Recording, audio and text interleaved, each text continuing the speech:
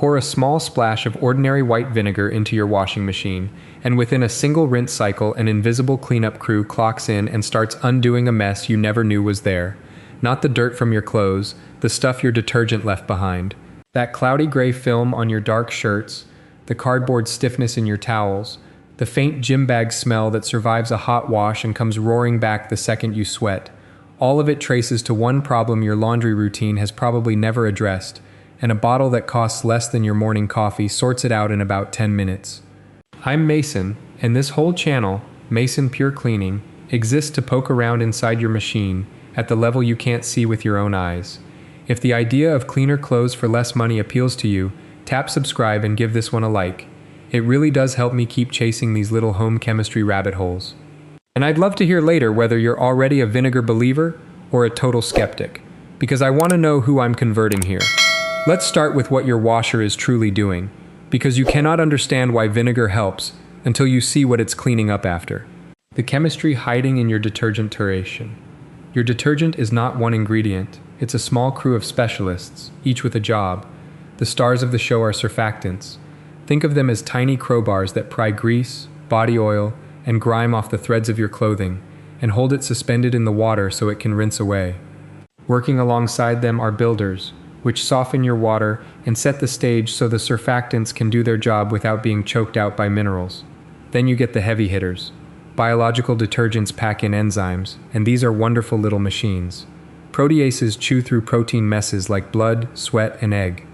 Amylases break down starches. Lipases go after fat and oil. Picture a microscopic demolition team, each member trained to dismantle one specific type of stain. Non-biological formulas skip the enzymes and lean on oxygen bleach instead, usually something like sodium percarbonate, which releases hydrogen peroxide once it hits the water. That peroxide then attacks the colored organic stains, the tea rings, coffee splashes, red wine, and grass. And if you ever toss in a scoop of laundry booster for a load of whites, you're cranking the whole system harder.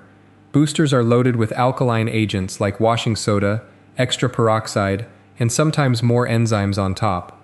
They push your wash water into seriously alkaline territory. Here's the part that surprised me when I first learned it, and it changes how you think about everything. The pH scale, the one that measures how acidic or alkaline something is, does not climb in a straight line, it climbs in leaps.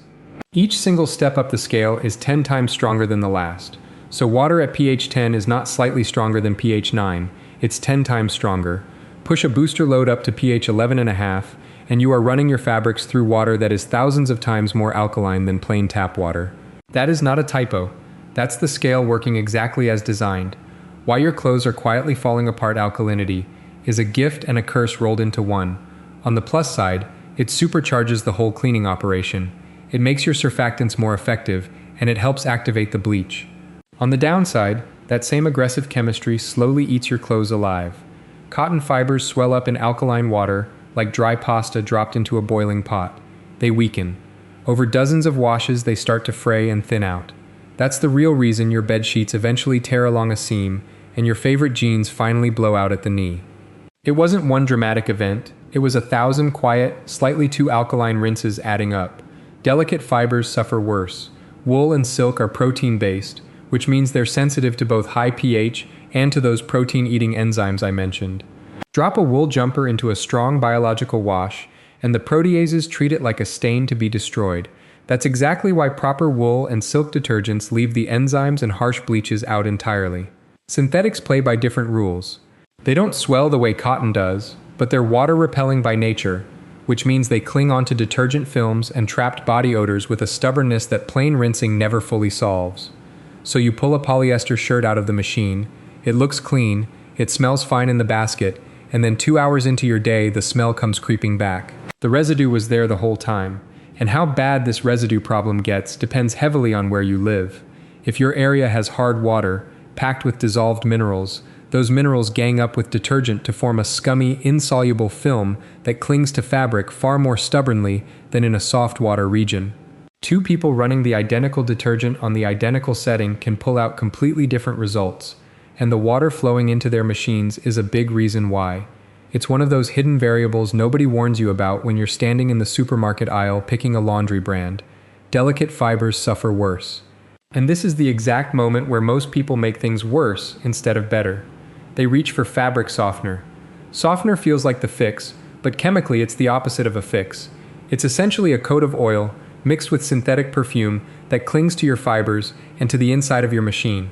It doesn't remove anything, it layers more on top, sealing in the very residue you're trying to escape, dulling your towel's absorbency, and building up a gummy film in your washer's drum and pipes. You're paying money to make the problem stick around. So we've got a wash cycle that cleans brilliantly, but leaves your fabrics alkaline, swollen, coated in leftover detergent, and studded with hard water minerals. What that setup is begging for is an acid to come in during the rinse and quietly reverse the damage, which is where our cheap bottle finally takes the stage. White vinegar is roughly 5% acetic acid, and acetic acid is a gentle, mild acid. That mildness is the whole point. It's strong enough to neutralize leftover alkaline gunk and dissolve mineral crust, but it's not so aggressive that it harms your clothes.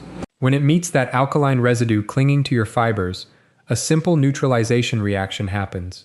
Acid meets base, they cancel each other out, and what's left behind is far closer to neutral, far gentler on your skin, and free of the film.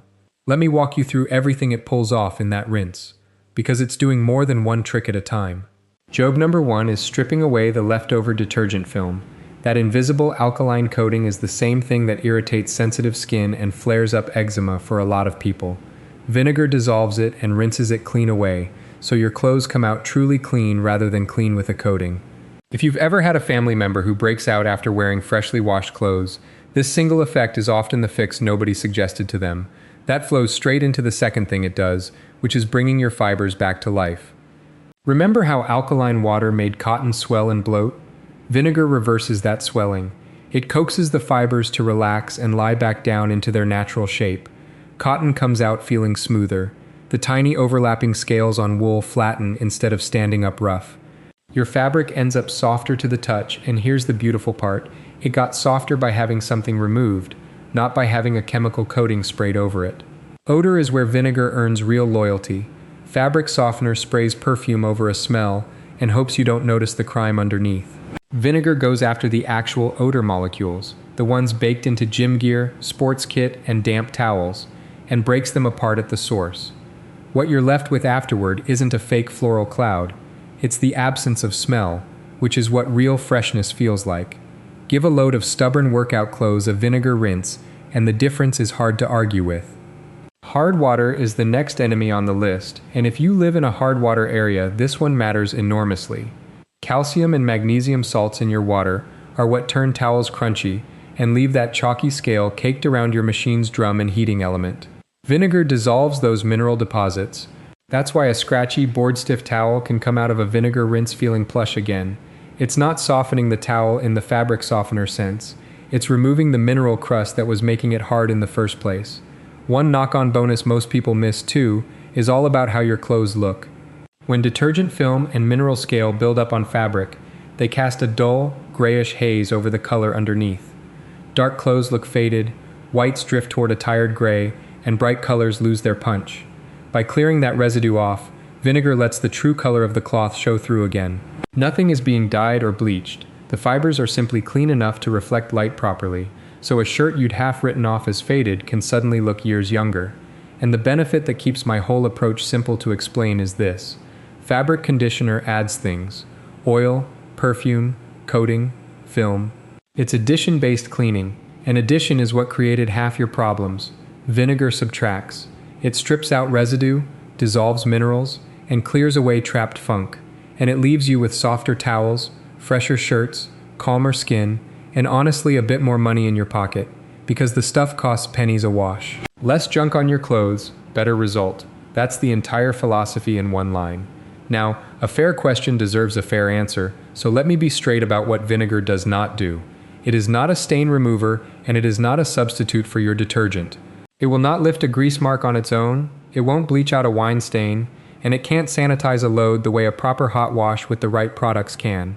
Anyone selling vinegar as a magic one-bottle laundry miracle is overselling it. Its power is specific. It's a finisher, the cleanup act after the main event, and once you treat it that way, it becomes one of the most useful things under your sink.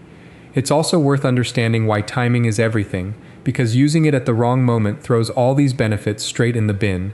If you pour vinegar into the main wash alongside your detergent, that same neutralizing power that helps you in the rinse now works against you. The acid meets your alkaline detergent, your peroxide, and your enzymes, and cancels them out before they've had a chance to clean anything. You end up with a weak, half-powered wash and dirty clothes. So the rule is simple, and the rule is firm. Vinegar belongs in the rinse and nowhere else. Let's talk about doing this properly, because the beauty of vinegar is that it asks almost nothing of you. You need very little of it.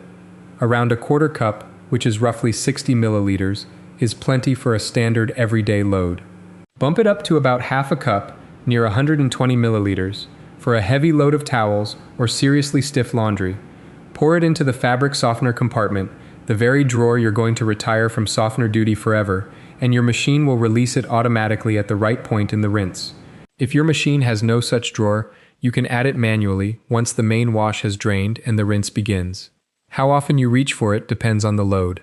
Towels and bed sheets love a vinegar rinse about once a week, since they're the items that go crunchy and hold on to residue the most. Gym gear and sports kit do well every couple of weeks. Everyday clothes only really need it now and then, whenever they start feeling stiff or looking a little dull. Wool and silk, if you're already using a proper specialist detergent, don't strictly need it at all, but a small, gentle dose won't hurt them if you want the mineral clearing benefit. A few honest cautions, because I'd rather you trust me than oversell you. Never, and I mean never, mix vinegar with chlorine bleach. Combining an acid with bleach can release chlorine gas, which is a real hazard to breathe. Keep those two products in completely separate cycles and separate moments. Beyond that, if you have a machine with rubber seals and hoses, extremely frequent, heavy-handed use of undiluted vinegar over years can potentially wear on rubber components, so the modest doses I've described, used in the rinse where it's already diluted by a full tub of water, are your safe lane. Moderation keeps you in the clear. Worth a mention while we're here, a vinegar rinse also cuts down on static cling, which is one of the quiet jobs people usually hand to a dryer sheet.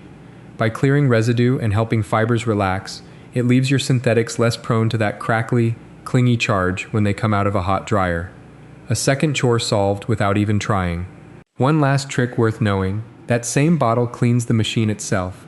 Run an empty cycle on the hottest setting, with a cup or two of vinegar in the drum every month or so, and it descales the hidden mineral buildup, cuts through the greasy softener residue previous loads left behind, and freshens up the whole drum and pipework. Wipe out the rubber door gasket while you're at it. A clean machine washes cleaner clothes, and the two habits reinforce each other beautifully. So that's the real story of what happens when vinegar meets your washing machine. It's not softening in the way the marketing on a softener bottle means it. It's the quiet chemistry of an acid neutralizing a base, dissolving minerals, and clearing away everything your wash cycle left clinging behind. Cheaper, kinder to your skin, kinder to your clothes, and kinder to your machine.